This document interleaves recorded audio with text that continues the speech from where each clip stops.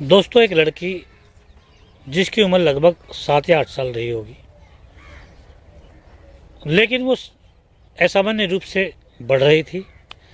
उसकी उम्र लगती थी देखने में कि 14-15 साल की। लेकिन वो क्या करती थी, रात को उठती थी और इधर उधर भागती थी और अपने भाई के पास या जो भी घर में कोई भी व्यक्ति सोया रहता था उसे उठाती थी और उसके पास सो जाया करती थी।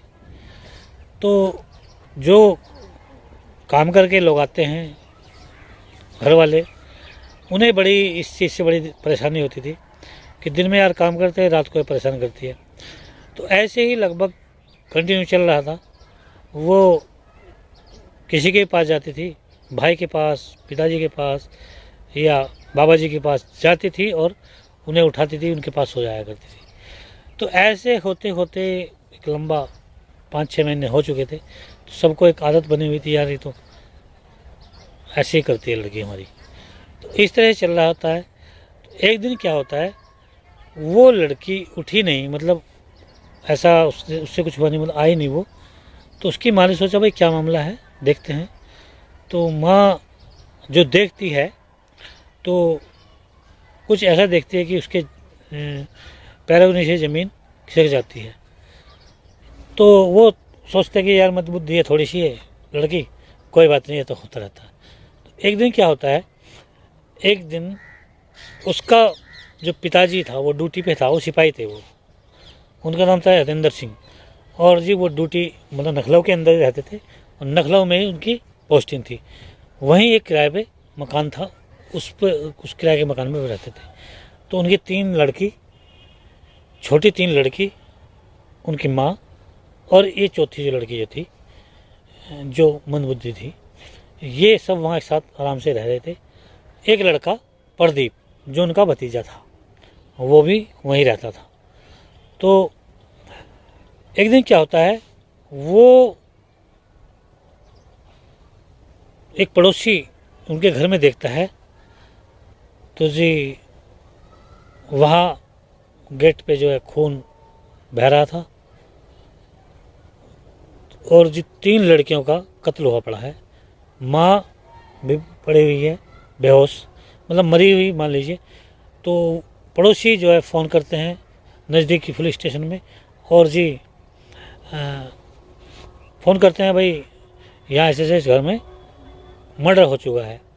पुलिस आती है, जांच करती है, लेकिन उनका जो पिता होता है उनको वो फ़ोन नहीं करते। ये घटना दोस्तों 1998 की है। उस टाइम पे मोबाइल बहुत कम लोगों पे थे, वो फैसिलिटी नहीं जो आज 2021 में है। तो वो उसे बिना इतला किए हुए ही पुलिस आती है और उन्हें पूरी जांच करती है, उसे क्या मामला भाई, क्या हुआ क्या नहीं हुआ। तो फिर एक सिपाही होता है जो साथ में एसएसपी के साथ में जो होता है, वो उन्हें, उसकी जो माताजी बेहोश पड़ी थी उन्हें देखता है नब्ज पकड़ के। तो उसकी सांस चल रही थी, वो बताता है कि सर इसकी सांस चल रही है, ये जीवित है मुझे लगता है, तो इसे जल्दी से हॉस्पिटल में एडमिट करा जाए। तो तुरंत ही एम्बुलेंस आती है और उसे हॉस्पिटल में भर्ती करा देते हैं। और उसके पिताजी को भी फ़ोन कर दिया जाता है, जो सिपाही था उसको, जितेंद्र को, कि भाई जल्दी से आप आ जाएं और यहाँ ऐसे हो गया। वो रोता है बहुत, मतलब बेहोश हो जाता है अपने बच्चों को देख के, मरे हुए को देख के। तो जी 2 दिन हो जाते हैं, वो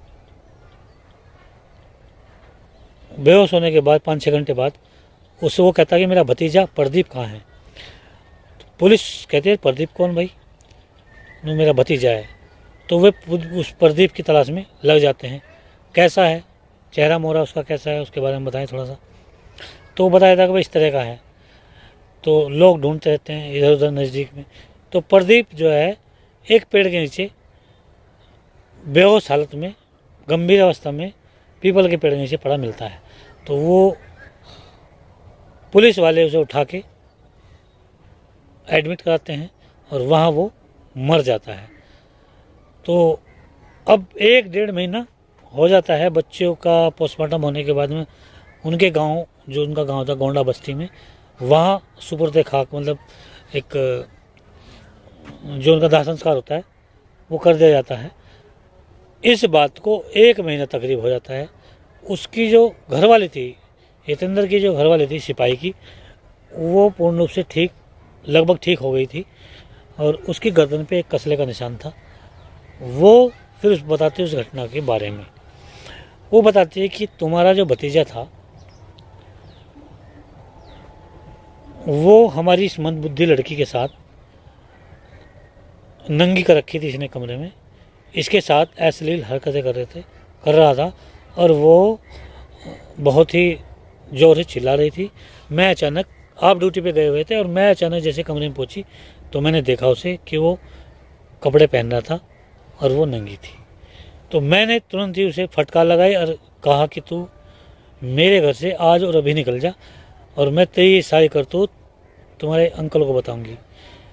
बस जैसे वो चप्पल पर ढूंढ रहा था जाने के लिए, उसकी नज़र एक फावड़े पड़ती है और वो फावड़ा उठा के तुरंत ही अपनी चाची के गले पर वार कर देता है। एक सिर में मारता है और एक गले पे मारता है। तो वो फावड़ा लगने के तुरंत बाद फर्श पे गिर जाती है और बेहोश हो जाती है। उसका बहुत सारा ब्लड जो निकल जाता है और जैसे वो अपनी चाची पे वार करता है, उसकी छोटी छोटी 3 बच्चे जो थी, एक 1.5 साल, एक 5 साल, एक 3 साल, वो तीनों भी वहाँ आ जाती हैं। तो 1 बाय 1 वो तीनों को भी मार देता है उस कसले के प्रहार से। मारने के बाद उस लड़की को जो मंदबुद्धि थी, जिसके साथ वो संबंध बना रहा था काफ़ी समय से, उसे वो छोड़ देता है और उसे कुछ नहीं कहता। उसके बाद क्या होता है, वो वहाँ से भाग जाता है और दूर जाके तकरीबन मान लीजिए दूसरे तीसरे गांव में जाके वो एक पेड़ के ऊपर चढ़ने की कोशिश करता है और पेड़ पे ऊपर चढ़ के वो सोच रहा था कि भाई मैं यहाँ सुरक्षित रहूँगा, छिप जाऊँगा, मुझे कोई परेशानी नहीं होगी। तो होपलेस वो इतना हो जाता है, उसका ऊपर चढ़ते हुए पैर फिसल जाता है और वो ऊपर से गिर जाता है और वो इस तरीके से गिरता है जिससे उसकी गर्दन टूट जाती है और वो उसके बाद उसकी मौत हो जाती है। तो दोस्तों, इस घटना का पता चलता है उसकी मम्मी के द्वारा, सिपाही की घरवाली के द्वारा। तो दोस्तों, हंसता खेलता परिवार जो था वो क्षण भर में ही बर्बाद हो गया। तो दोस्तों, मेरी इस कहानी को बताने का मोटिव ये है कि आप सतर्क रहें, अपने बच्चों पे विशेष ध्यान रखें, किसी भी गैर व्यक्ति को अपने घर में ना ज़्यादा नज़दीक बैठाएं, बच्चों पे ध्यान रखें और कभी ऐसी कोई घटना ना हो, इससे बचें और सेफ्टी से अपने घर पे रहें। तो केवल मेरा इस कहानी का बताने का एक औचित्य ये भी था। सेफ रहें, सुरक्षित रहें। तो दोस्तों, नमस्कार, आदाब।